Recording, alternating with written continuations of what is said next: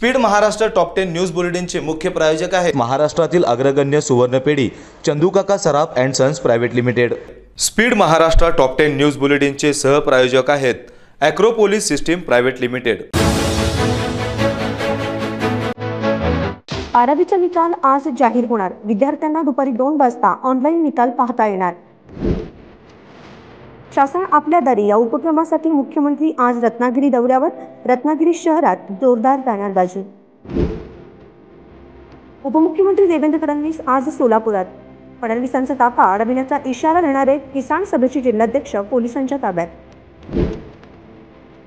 मंत्रिमंडळ विस्तार जूनमध्ये होईल अशी अपेक्षा आहे। मंत्रिमंडळ विस्तारावर मुनगंटीवार यांची प्रतिक्रिया। मुख्यमंत्री एकनाथ शिंदे यांच्या शासन आपल्या दारी या कार्यक्रमाची औरंगाबादमध्ये जोरदार तयारी। शासनाच्या विविध योजनांचा एकाच छताखाली नागरिकांना मिळणार लाभ।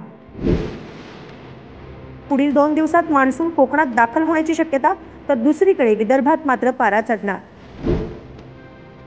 कोल्हापूर येथील सदाशिवराव मंडलिक सहकारी साखर कारखान्याची निवडणूक बिनविरोध होण्याची चिन्ह। आमदार हसन मुश्रीफ आणि समधिसिंह घाडगे यांच्याकडून ही निवडणूक बिनविरोध होण्याची शक्यता व्यक्त केली गेली।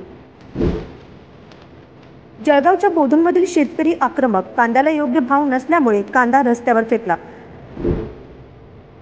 कांद्याला कवडीमोल भाव।